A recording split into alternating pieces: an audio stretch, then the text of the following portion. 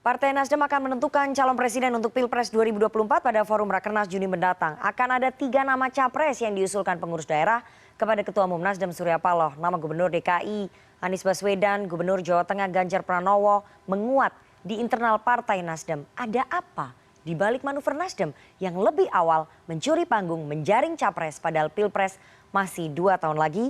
Untuk membahas yang lebih dalam kita sudah terhubung melalui sambungan Zoom dengan Ketua DPP Nasdem Willy Aditya. Selamat sore, Bang Willy. Selamat sore Nana, salam sehat ya. Salam sehat. Pak izin, maaf lahir batin. Maaf lahir batin, selamat lebaran. Dan Direktur Eksekutif Indo Strategi Khoirul Umam, selamat sore Mas Umam. Selamat sore Mbak Nana, selamat sore Bang Willy. Selamat sore Mas Umam. Oke, langsung saja saya mau tanya ke Bang Willy. Bang Willy, ini Partai Nasdem kabarnya akan menyodorkan nama-nama Capres 2024 sedang menjaring dan akan dibawa nanti pada forum Rakernas Juni mendatang. Kenapa secepat itu Nasdem menjaring nama Capres? Padahal pemilu masih 2 tahun lagi. Ini beda sekali dengan apa yang terjadi 10 tahun lalu, 5 tahun lalu. Ini Nasdem tampaknya yang sekarang lebih cepat persiapannya untuk menjaring nama Capres. Kenapa Bang Willy? Ya, ada 2 hal Nana. Yang pertama adalah ini sebuah exit strategi ketika Partai Nasdem tidak bisa menghelat konvensi. Jadi yang harus kita remind, yang harus kita ingat lagi, awalnya kan Nasdem berniat untuk menggelar konvensi, tapi prosesnya ternyata sangat complicated sekali sehingga Nasdem sedari awal selalu mencoba mengantitesa politik last minute ya.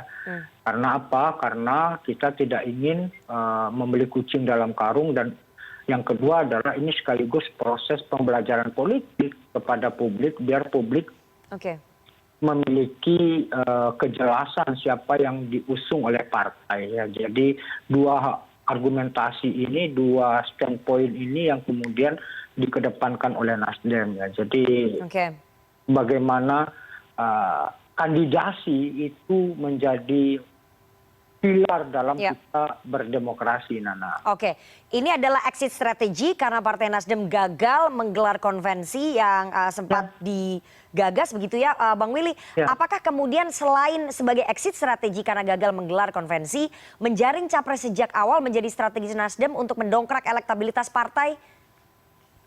Ya, itu satu hal yang saya katakan sejauh ini kita masyarakat yang masih tergantung kepada figuritas ya. Asosiasi figur kepada partai yang sejauh ini Nasdem partai yang terbuka, Nana. Mungkin Nana ingat bagaimana Nasdem mengusulkan sekian banyak tokoh di dalam pilkada, bahkan Nasdem rela untuk mereka tidak menjadi bagian dari Partai Nasdem. Karena apa? Prinsip yang digarisbawahi oleh Pak Surya, Nasdem ini partai yang open, partai publik ya. Jadi prinsipnya kalau toh nanti ada efek koktail ya, koktail efek kepada Nasdem itu suatu hal yang biasa saja ya. Itulah proses politik. Tapi kan Nasdem tidak bisa sendirian, Nana. Ini kan membangun koalisi, artinya koktail efek itu didapatkan oleh partai pengusung yang lainnya juga. Jadi itu sebuah pendekatan yang niscaya lah. Yang kedua yang harus kita lihat adalah bagaimana membangun chemistry blok politik ya. Ini yang paling penting, bahwasanya nanti koalisi itu tidak tergantung pada proses transaksional semata-mata ya. Jadi bagaimana membangun visi misi itu secara bersama-sama sehingga pemerintahan yang nanti dibangun itu memiliki sebuah sebuah senyawa yang benar-benar kental ya, untuk kemudian apa sih cita-cita kita, apa sih gagasan kita, apa sih konsep kita. Jadi selama ini kita terlalu tergantung kepada figur saja, tapi lupa untuk kemudian mematangkan bagaimana konsep ketika memerintah. Baik. Oke, diakui tadi Mas Umam oleh Bang Willy bahwa selain menjadi exit strategi karena gagal menggelar konvensi, Nasdem juga akan menikmati kotel efek begitu ya, karena faktor figur dari capres-capres ini pastinya akan memberikan pengaruh elektoral kepada partai-partai politik yang mengusungnya. Salah satunya adalah Nasdem sebagai pengusung pertama kali ataupun pengusung awal. Tapi selain itu analisanya Mas Umam dengan strategi Nasdem yang mencuri panggung lebih awal pagi-pagi sudah menjaring nama capres padahal pemilunya masih 2 tahun lagi ini. Seperti apa sih Mas Umam? Mbak Nana, sebenarnya kalau misal kita lihat dari perspektif timeline, sebenarnya ini sudah sangat mepet sekali. Artinya kita hanya punya waktu itu hanya sekitar 1,5 tahun. Karena September 2023 itu harus sudah menyodorkan nama capres-capres. Artinya kalau misal kemudian sekarang, misalnya Nasdem mencoba untuk membangkitkan spirit bukan hanya sebagai partai papan tengah, tetapi juga memiliki mentalitas sebagai imam. Tidak lagi kemudian menjadi makmum terus. Nah, oleh karena itu, apa yang dilakukan oleh Nasdem, saya pikir patut diapresiasi, sehingga kemudian bisa membangkitkan satu pola koalisi yang lebih genuine, terutama untuk keluar dari faksi-faksi yang selama ini terbentuk secara kuat dari pilpres atau pemilu di 2014 dan 2019, yang notabene dipengaruhi oleh dua kekuatan besar, yaitu PDIP dan juga Gerindra.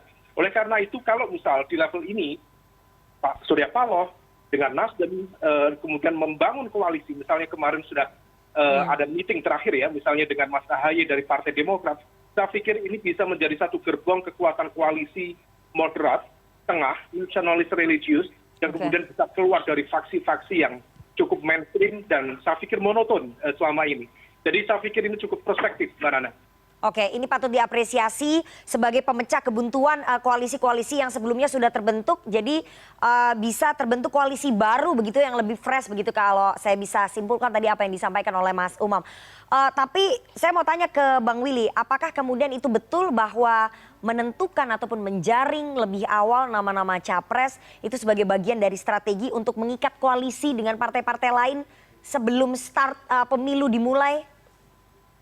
Apa yang ditandaskan Mas Umam tadi secara timeline itu sudah terjawab, Nana. Jadi kita kalau merefleksikan catatan demokrasi kita, proses kandidasi kita itu tersandra, Nana. Nah, jadi dari awal kenapa Nasdem ingin menggelar konvensi, biar kemudian proses kandidasi untuk menjadi calon presiden itu open access, milik semua orang, tidak hanya milik kalangan tertentu atau milik jabatan tertentu. Kalau sekarang kan benar-benar kita suka tidak suka, senang tidak senang, benar-benar tersandra oleh rejim elektabilitas, Nana. Ya, ini yang kemudian coba dipatahkan oleh Nasdem. Nah, dari awal kenapa proses kemudian ini bergulir, biar kemudian kita ini tidak beli kucing dalam karung, Nana. Di integritas itu, jejak rekam itu menjadi satu hal yang mutlak ketika kita menyodorkan siapa sih yang akan kita tawarkan kepada publik. Maka kemudian mekanisme yang disusun oleh Partai Nasdem di dalam Rakernas nanti, seperti apa yang disampaikan oleh Siti Proloh tadi adalah kita coba bottom up, Nana, ya, dari bawah setiap Dewan Pimpinan Wilayah mengusulkan nama-nama, lalu kemudian komisi rekomendasi mengerucutkannya menjadi 3 nama diserahkan kepada Pak Surya Paloh, Ketua Umum, untuk kemudian ditentukan siapa satu namanya. Nah, ini kami juga sedang menyusun timeline-nya. Kapan kemudian dari 3 nama di Rakernas itu menjadi satu nama. Nah, proses yang sangat mutlak adalah bagaimana melakukan dialog dengan partai-partai untuk bersepakat siapa dari antara 3 ini yang akan diusulkan. Jadi itu yang kemudian proses dan dinamika berdemokrasi, Nana. Mas Umam, Anda percaya tidak bahwa ini munculnya dari aspirasi akar rumput kemudian dibawa ke atas, atau memang dari awal sudah diset ada nama-namanya yang sudah muncul di semua lembaga survei, kemudian punya kedekatan dengan partai, sebetulnya itu sudah ada di lingkaran elitnya Partai Nasdem, tapi dibuat seolah-olah itu bottom up saja? Mbak Nana, saya pikir proses politik ini itu menunjukkan ada satu sinyal yang cukup kuat yang dimunculkan oleh elit di Partai Nasdem sendiri sebenarnya. Jadi ini bagian dari agenda setting yang kemudian dilakukan seolah-olah kemudian bottom up. Tetapi saya yakin proses bottom up itu tidak akan terfollow up dengan baik tanpa kemudian memiliki santolan yang memadai pada level elitnya. Nah, oleh karena itu saya pikir dalam konteks strategi, skema konvensi dengan skema yang sekarang misal mau diajukan 3 nama lewat Rakernas, kemudian nanti dalam proses timeline tertentu kemudian diputuskan menjadi 1 nama, saya pikir itu akan lebih make sense. Kenapa? Karena kalau misal melakukan konvensi, maka Partai Nasdem memiliki tanggung jawab politik yang lebih besar untuk menyukseskan 1 nama pada rentang waktu yang mungkin lebih jauh untuk dilakukan proses pemenangan. Tetapi kalau misalnya kemudian dalam tahap ini diajukan 3 nama, kemudian nanti dilihat mana yang visible untuk dilakukan proses komunikasi untuk pembentukan koalisi dan lain sebagainya, saya pikir itu akan lebih make sense secara strategi politik. Nah, oleh karena itu beberapa nama yang kemarin menguat ya. Saya akan bahas namanya nanti, Mas Umam. Saya akan bahas namanya nanti ke Bang Willy. Oke, saya mau ke Bang Willy lagi. Bang Willy, karena tadi sudah disinggung oleh Mas Umam ya soal nama-nama. Sejauh ini siapa sih nama-nama capres yang muncul di akar rumput yang akan dibawa ke Ketua Umum Nasdem Surya Paloh? Saya sudah baca namanya di beberapa media, tapi saya ingin langsung dari Anda. Ya, nama itu belum ada, Nana ya. Gini, Nana, kita sebenarnya mengkonfirmasinya gampang ya. Nasdem ini kan partai yang terbuka, bahkan tadi kalau merujuk statement Nana ya, kami misalnya ketika mengusung Ridwan Kamil jadi calon gubernur, beliau tidak masuk Partai Nasdem ya, dan kemudian Nasdem berikhtiar untuk kemudian mencukupi dukungan perahunya. Jadi proses itu yang dilakukan. Jadi kita sadar betul tidak bisa mengusung sendiri, maka kemudian 3 nama itu menjadi sebuah hal yang worth it ya, make sense ya. Siapa nama-namanya? Ya tergantung teman-teman di wilayah. Ini kemudian sejauh ini siapa, Bang Willy? Yang melibatkan 3 elemen. Satu, yang elemennya hari ini yang sangat dominan adalah lembaga riset ya. Kami libatkan karena kami sudah melakukan riset 80 dapil, maka kemudian siapa yang cocok dengan setiap dapil, siapa aspirasinya. Jadi ini bukan bim salah bim, abrakadabra, sudah ada namanya lalu disodorkan, bukan. Jadi nanti di dalam Rakernas bisa lebih namanya pasti, karena apa, masing-masing wilayah akan mengusulkan sesuai dengan dinamika. Bang Willy, yang sudah beredar di wilayah siapa saja? Bang Willy, yang sudah beredar di wilayah siapa saja yang ada nama-namanya di lembaga survei? Gini, tadi kami dari Bapilu baru mengirim surat edaran bagaimana mekanisme mengusulkan nama-nama tersebut. Jadi kalau sejauh ini yang berkembang itu lebih kepada spontanitas, tapi secara mekanisme kelembagaan, kepartaian, nanti mereka baru akan menyampaikan itu di dalam forum Rakernas sendiri, Nana. Jadi sebelum janur kuning berkembang di depan rumah, semua dinamika, semua manuver, semua jungkir balik itu pasti terjadi. Itu sebuah keniscayaan saja, Nana. Kita akan bahas nanti karena Bang Willy tidak mau sebut siapa nama-namanya. Saya yang akan sebut nama-namanya. Saya akan minta Mas Umam nanti untuk menganalisa potensi nama-nama calon presiden yang mungkin beredar di akar rumputnya Partai Nasdem. Tapi kita harus jeda terlebih dahulu. Jangan kemana-mana, tetap bersama kami di CNN Indonesia Newsroom.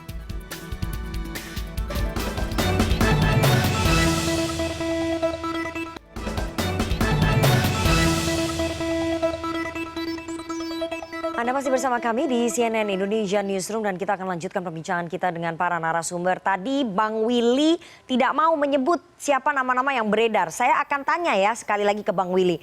Berdasarkan konfirmasi yang didapatkan oleh cnnindonesia.com ada beberapa nama. Ketua DPW Nasdem Jawa Barat, Saan Mustafa menyebut bahwa sudah menentukan pilihan kepada Gubernur DKI Jakarta Anies Baswedan. Kemudian Ketua DPW Provinsi Aceh Taufikul Hadi juga menyebut bahwa dia mendukung ataupun mereka mendukung Gubernur DKI Jakarta Anies Baswedan. Anies didukung selain oleh Jawa Barat dan juga Aceh, ada Jakarta dan juga Banten. Selain nama Anies juga muncul nama Ganjar Pranowo, Gubernur Jawa Tengah, dan juga Erick Thohir. Kemudian ada Panglima TNI Andika Perkasa. Jadi itu nama-nama yang muncul atau itu nama-nama yang asal diberikan oleh Ketua DPW Anda, Bang Willy? Ya, nama-nama itu pasti akan muncul banyak sekali. Ini kan kita belum lihat dari Timur, dari Papua. Mekanismenya nanti akan disampaikan di dalam forum Rakernas, Nana. Jadi saya sekali lagi tadi candaskan bahwasannya kalau toh ada inisiatif-inisiatif itu tentu merupakan refleksi dari dinamika dari hasil survei ya. Tapi bagaimana proses pengerucutannya, saya baru bersurat tadi Nana ya, kepada semua DPW, membuat surat edaran bagaimana mekanisme pengusulan nama-nama dari setiap DPW di dalam Rakernas yang nanti akan kita buat aturannya lalu kemudian mengerucut pada 3 nama. Jadi sejauh ini itu satu hal yang wajar saja. Jadi nama-nama itu mengerucut ya, Anies, Ganjar, Andika Perkasa, dan juga Erick Thohir. Partisipasinya menjadi sangat terbuka, Nana. Oke, jadi nama-nama itu mengerucut ya, Anies, Ganjar, Erick Thohir, dan Andika Perkasa. Itu memang ada beredar di akar rumput pengurus Nasdem? Ya, itu dinamika aja, Nana. Ya. Bagaimana formal secara kelembagaan nanti kita lihat di Rakernas lah. Dan mungkin nama-nama yang beredar lebih dari 3 ya. Nanti tugas kami di steering committee mengerucutkan menjadi 3 lalu diserahkan kepada Ketua Umum Pak Surya Paloh untuk dipegang lalu kemudian didialogkan dengan partai-partai pengusung lalu menjadi 1 nama. Nana. Baik. Mas Umam, bagaimana kemudian Anda membaca ini, Bang Willy sebagai Ketua DPP Bapilu tampaknya sangat berhati-hati sekali begitu ya. Tapi kalau kita baca pernyataan dan juga konfirmasi dari Ketua DPW Aceh, Ketua DPW Jawa Barat, kemudian Jakarta, Banten sudah menyebut nama Gubernur DKI, kemudian muncul nama Ganjar Pranowo, Gubernur Jawa Tengah, ada Panglima TNI Andika Perkasa dan juga Menteri BUMN Erick Thohir.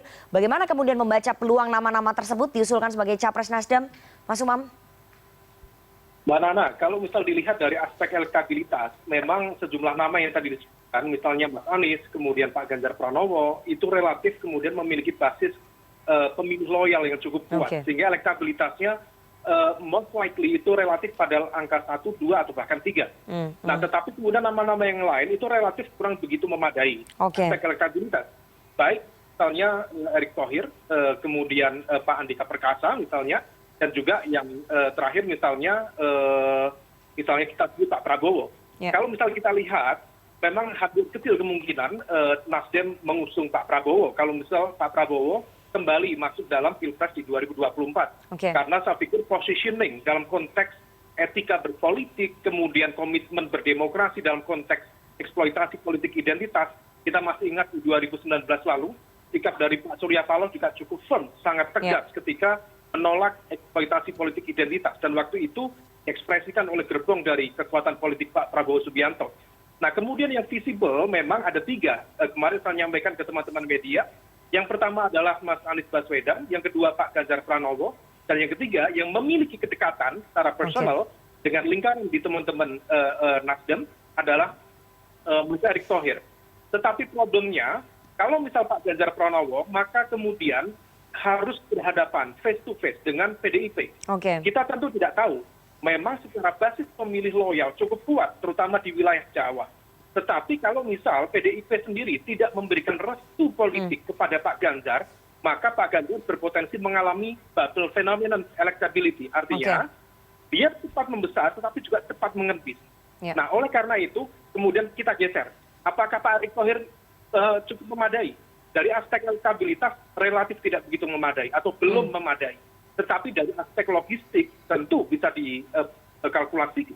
Nah, tetapi oleh karena itu, 2 alternatif nama itu relatif kurang mewakili karakter dari Nasdem itu sendiri.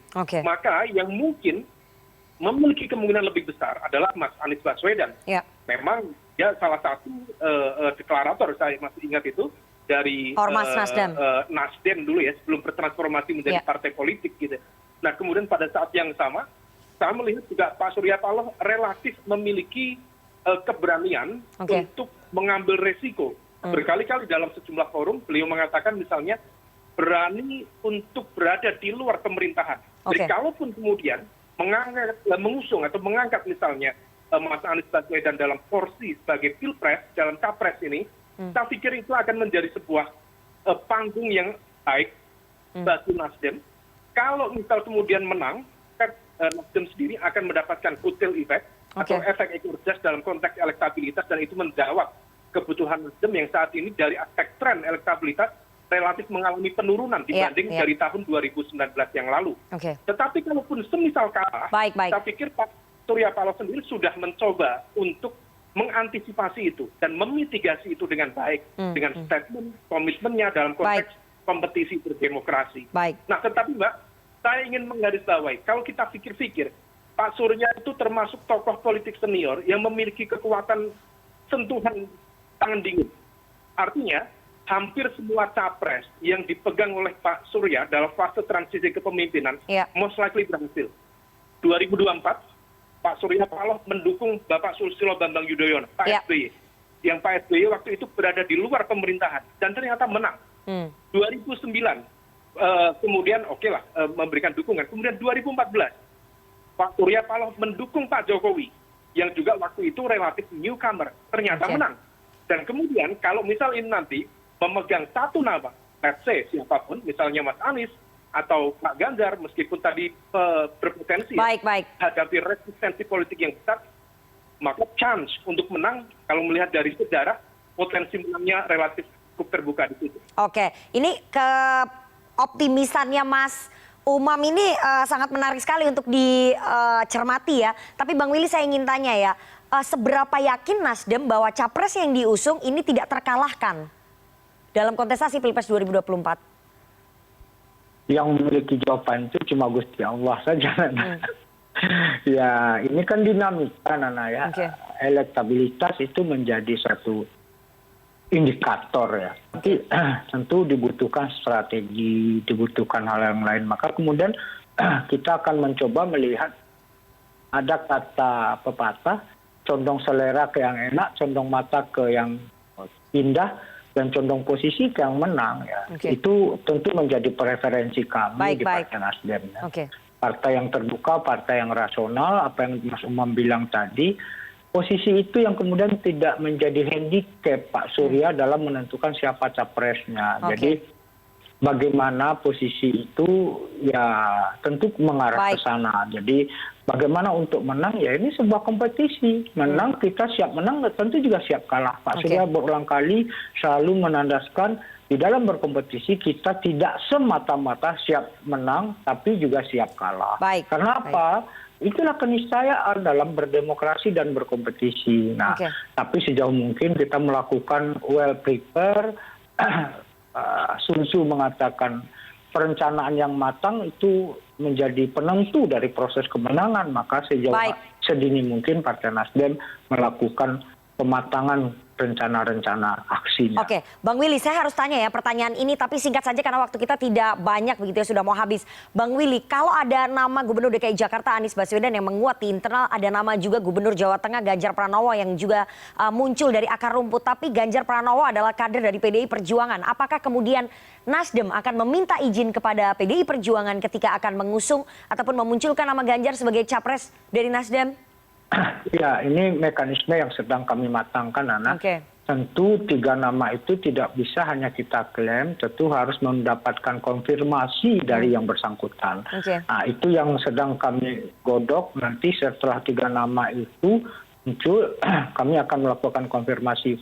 Nah, dalam proses ini berjalan, tentu nama-nama yang sudah berkembang di DPW ini, kami membuka komunikasi dengan mungkin lebih dari 3 nama untuk kemudian bagaimana nanti kesediaan masing-masing ketika kami launching 3 nama itu 17 Juni nanti, Nana. Jadi kita tidak mungkin, kita ini kan masyarakat yang penuh etika, ada unggah-ungguhnya, berjenjang naik bertangga turun, nggak mungkin hanya asal klaim semata-mata. Kalau yang bersangkutan tidak berkenan, tentu itu jadi catatan bagi kami dalam proses menentukan dukungan, Nana. Baik. Kita tunggu nanti bagaimana konstelasi politiknya, sangat menarik sekali. 17 Juni 2022, Partai Nasdem akan menjadi partai pertama yang menorehkan langkah ataupun strategi dalam pemilu presiden 2024. Siapa nama-nama yang akan dimunculkan? 3 nama itu apakah betul nama-nama yang tadi kita bahas dalam dialog? Semua waktu yang akan membuktikan. Nanti tanggal 17 Juni kita akan undang